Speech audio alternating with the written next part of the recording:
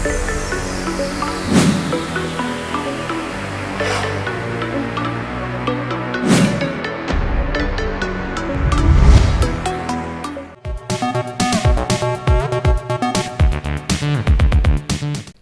Hello welcome to best of the day. మరి ఈ రోజు బెస్ట్ ఆఫ్ ది డేలో కొత్త విశేషాలతో పాటు కొన్ని ఆసక్తికరమైన నిజాలు మరియు చరిత్రలో ఈ రోజు జరిగిన ముఖ్య సంఘటనల గురించి తెలుసుకుందాం. Let's start the programme. ముందుగా వ్యాలంటైన్స్ డే గురించి చెప్పుకుందాం.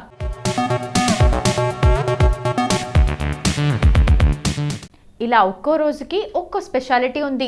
చివరి రోజున ఆయన వ్యాలంటైన్స్ డే గురించి చాలా మంది ఎదురు చూస్తారు. ఆ రోజే అసలు రోజు అన్నమాట. అయితే ప్రేమ అనేది ఫలానా రోజులో ఫలానా టైంకి పుట్టాలని ఏం లేదుగా. ఏ రోజైనా పుట్టొచ్చు, ఏ సమయంలోనైనా పుట్టొచ్చు. అలాంటి ప్రేమని వ్యక్తపరచడానికి ప్రత్యేకంగా రోజు కావాలా అంటే అది అవసరం లేదు, ఎప్పుడైనా వ్యక్తపరచొచ్చు. అయితే ఇక్కడ ఓ విషయం గమనించాలి. ముందుగా వ్యాలంటైన్స్ వీక్ గురించి. ఫిబ్రవరి 7 రోజ్ డే, ఫిబ్రవరి 8 ప్రపోజ్ డే, ఫిబ్రవరి 9 చాక్లెట్ డే, ఫిబ్రవరి 10 టెడ్డీ డే, ఫిబ్రవరి 11 ప్రామిస్ డే, ఫిబ్రవరి 12 హగ్ డే, ఫిబ్రవరి 13 కిస్ డే, ఫిబ్రవరి 14 వ్యాలంటైన్స్ డే. అసలు వ్యాలంటైన్స్ డే ఎందుకు జరుపుకుంటారు? ఫిబ్రవరి 14న వ్యాలంటైన్స్ డే అని మనకు తెలుసు. ఆ రోజే ఎందుకు సెలబ్రేట్ చేసుకుంటారంటే మనం చరిత్రలోకి వెళ్లాల్సిందే.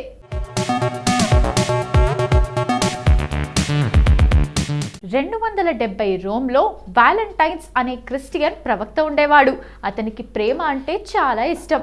ఎలాంటి వ్యక్తులకైనా సరే ప్రేమ వెంటుంటే జీవితం గడిచిపోతుంది అనుకునేవాడు. అలానే భావించి యువకులు ప్రేమించాలని ప్రోత్సహించేవాడు. దీంతో అతనికి యువతలో ఎంతో మంది అభిమానులుగా మారారు. అందులో ప్లాటియస్ కూతురు కూడా ఉంది. ఇదంతా తెలుసుకున్న రోమ్ రాజు ప్లాటియస్ దేశానికే వెలుగునివ్వాలని భావించే యువతని ప్రేమ పేరుతో ఆటలాడిస్తావా అంటూ ఫిబ్రవరి 14న మరణశిక్ష విధించాడు. ఇలా జరిగిన తర్వాత 2 దశాబ్దాల తర్వాత అంటే దాదాపు 496లో అప్పటి పోప్ ఫిబ్రవరి 14ని ప్రేమికుల రోజుగా ప్రకటించాడు. దీంతో అప్పటి నుంచి అందరూ ఆ రోజుని ప్రేమికుల రోజుగా చేసుకుంటున్నారు, వ్యతిరేకిస్తున్నారు. అయితే ఇలాంటి సాంప్రదాయాన్ని వ్యతిరేకించేవారు కూడా ఉన్నారు.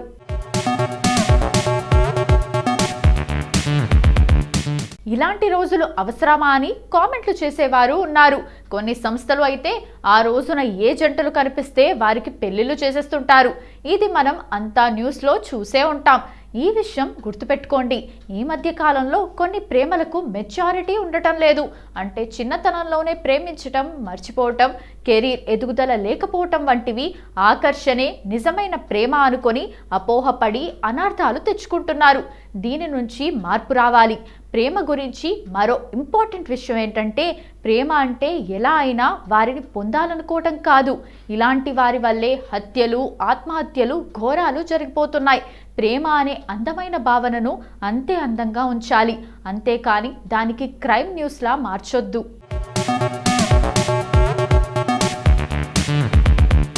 కొంతమంది ఈ విషయంలో ఆడవారంతా ఇంతే, మగవారంతా ఇంతే, నిజమైన ప్రేమను పట్టించుకోరు అన్నట్లు ఒకవైపే మాట్లాడతారు. అది ఎప్పటికీ నిజం కాదు.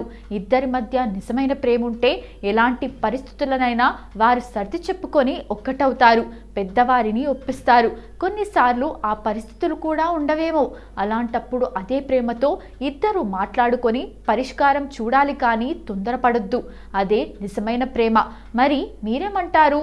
ప్రేమలో ఉండే వారికి ప్రతిరోజు పండగలాగే అనిపిస్తుంది. అయితే ఫిబ్రవరి మాసంలో వచ్చే వ్యాలంటైన్స్ డే మాత్రం ప్రేమికులకు ఇంకా ప్రత్యేకంగా అనిపిస్తుంది. అందుకే లవర్స్ ఈ వ్యాలంటైన్స్ డే కోసం ఎంతో ఆసక్తిగా ఎదురుచూస్తుంటారు. ప్రపంచ వ్యాప్తంగా కోట్లాది మంది ప్రేమికులు ఎంతో సంతోషంగా జరుపుకునే ఈ సంబరం ఒక్క వ్యాలంటైన్స్ డే రోజుకే పరిమితం కాలేదు. ఇప్పటిదాకా వ్యాలంటైన్స్ డే గురించి తెలుసుకున్నాం కదా. ఇక ఇదే రోజు కౌ హగ్ డే కూడా. మరి దీని గురించి కూడా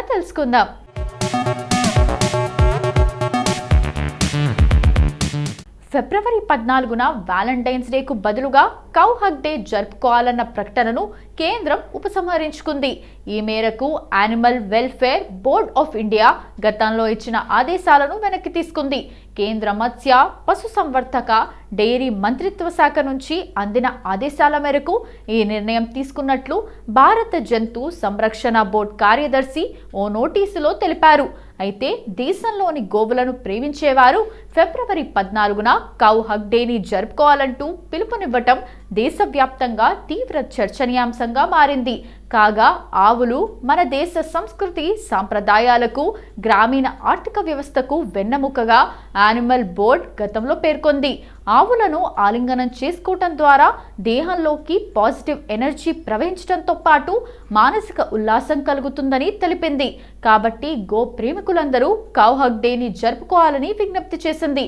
కాగా కౌ హగ్ డేపై సానుకూల విమర్శలతో ఈ అంశం సోషల్ మీడియాలో ట్రెండింగ్గా, కొందరు వ్యంగ్యంగా మాట్లాడుతుండగా గో ప్రేమికులు మాత్రం ఈ నిర్ణయాన్ని స్వాగతించారు.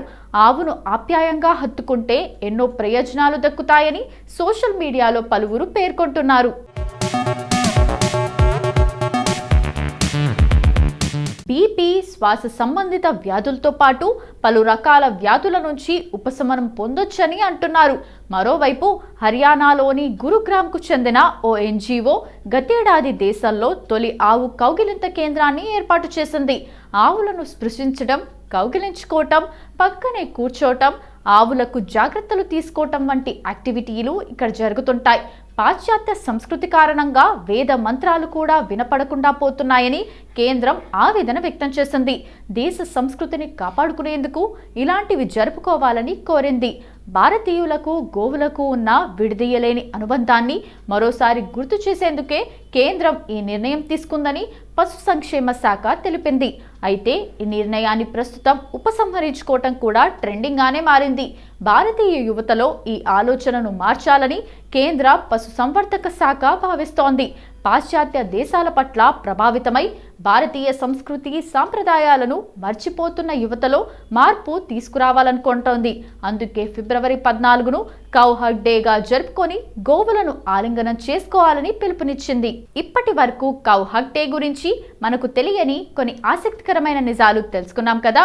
మరి ఫిబ్రవరి 14వ తేదీన ఒక్కసారి చరిత్రలోకి వెళ్ళి చూస్తే ఎంతో మంది ప్రముఖుల జన్మాలు జరిగాయి. మరి ఒక్కసారి చరిత్ర పుటల్లోకి వెళ్ళి నేడు జన్మించిన ప్రముఖులు ఎవరో తెలుసుకుందాం రండి.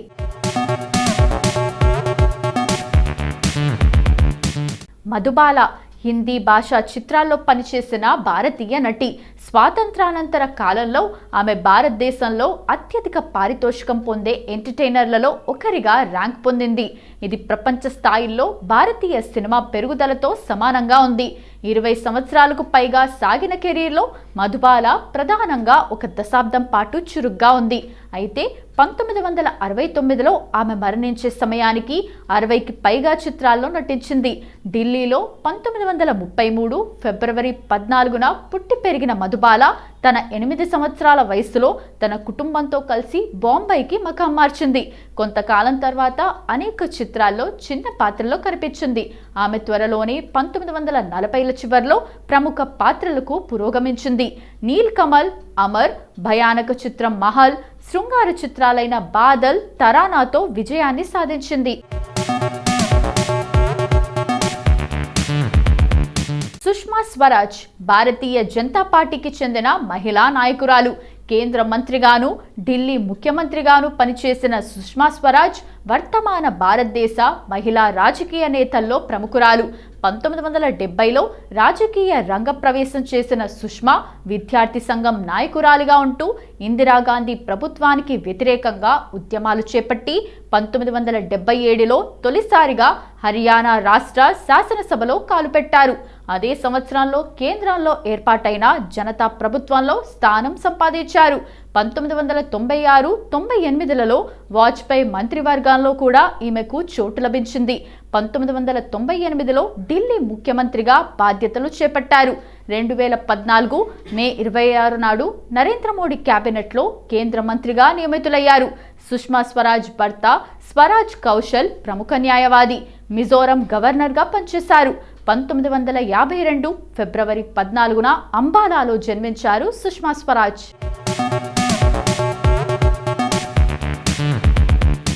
దీక్షా సేథ్ ఒక నటి.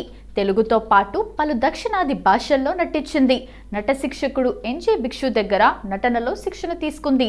దీక్షా సేథ్ 1990 ఫిబ్రవరి 14న ఢిల్లీలో జన్మించారు. హరీష్ శంకర్ దర్శకత్వంలో వచ్చిన మిరపకాయ సినిమా మంచి విజయాన్ని అందుకుంది. 2011లో వచ్చిన ఈ సినిమా మంచి విజయాన్ని సాధించింది. ఈ సినిమాలో రవితేజ సరసన ఇద్దరు హీరోయిన్స్ నటించారు. మిరపకాయ సినిమాలో రీచా గంగోపాధ్యాయ, దీక్షా సేథ్ హీరోయిన్స్ గా చేశారు. అయితే ఈ ఇద్దరు హీరో ప్రస్తుతం ఇండస్ట్రీకి దూరంగా ఉన్నారు. రీచా గంగోపాధ్యాయ పెళ్లి చేసుకొని సినిమాలకు దూరమయ్యింది. దీక్ష తెలుగులో వేదం సినిమాతో పరిచయమైంది. ఆ తర్వాత తెలుగులో వరుసగా సినిమాలు చేసింది. చివరిగా టాలీవుడ్లో రెబెల్ సినిమాలో మెరిసింది.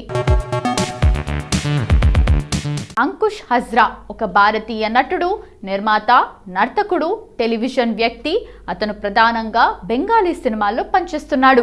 తన కెరీర్లో 26కు పైగా చిత్రాల్లో నటించిన అతను పశ్చిమ బెంగాల్ ప్రభుత్వం అందించే మహానాయక్ సమ్మాన్తో సహా అనేక ప్రశంసలను అందుకున్నాడు. పిజూష్ సాహా దర్శకత్వం వహించిన యాక్షన్ కామెడీ చిత్రం కెల్లా ఫటే హజ్రా యొక్క మొదటి చిత్రం. అతని ప్రధాన విజయం మసాలా చిత్రం ఇడియట్తో వచ్చింది. దీని ద్వారా అతను బెంగాలీ సినిమా యొక్క ప్రముఖ సూపర్ స్టార్లలో ఒకడయ్యాడు. రాజ్ చక్రవర్తి దర్శకత్వం వహించిన పొలిటికల్ థ్రిల్లర్ కనమాచీలో ఆనంద బజార్ పత్రిక వార్తా రిపోర్టర్గా తన నటనకు అతను అంచనాలను అందుకున్నాడు. ఇది వారి మధ్య మొదటి సహకారాన్ని సూచిస్తుంది. అంకుష్ హజ్రా ఫిబ్రవరి 14, 1989న బర్ధమాన్, పశ్చిమ బెంగాల్లో జన్మించారు. కుమారావత శ్రీనివాస్ రెడ్డి. ఆయనను సినీ రంగంలో శ్రీమాన్ అని పిలుస్తారు. ఆయన సేతు, ఫ్రెండ్స్, పంచతంత్రం, ఆయుత అక్షరం, పోకిరి, ఏగాన్, ముని2, కాంచన, గంగా, కాంచన 3 సినిమాల్లో నటనకు గాను మంచి పేరు తెచ్చుకున్నారు. శ్రీమాన్ సినీ నిర్మాత ప్రకాష్ రెడ్డి కుమారుడు. శ్రీమాన్ 1972 ఫిబ్రవరి 14న తెలుగు కుటుంబంలో జన్మించాడు. అతను 1972 తెలుగు చలనచిత్రం కోరాడ రాణిలో చైల్డ్ ఆర్టిస్ట్గా తన చలనచిత్ర జీవితాన్ని ప్రారంభించాడు. తర్వాత 1984 వరకు కొన్ని చిత్రాల్లో పనిచేశాడు. తర్వాత తన విద్యాభ్యాసాన్ని కొనసాగించడానికి తిరిగొచ్చాడు. తన మామ కెఎస్ రెడ్డి దర్శకత్వం వహించారు. ఎక్కువగా తన తండ్రి ప్రకాష్ రెడ్డి నిర్మించిన చిత్రాల్లో నటిస్తున్నారు. కాలేజీ చదువు తర్వాత మళ్ళీ సినిమాల్లోకి వచ్చారు.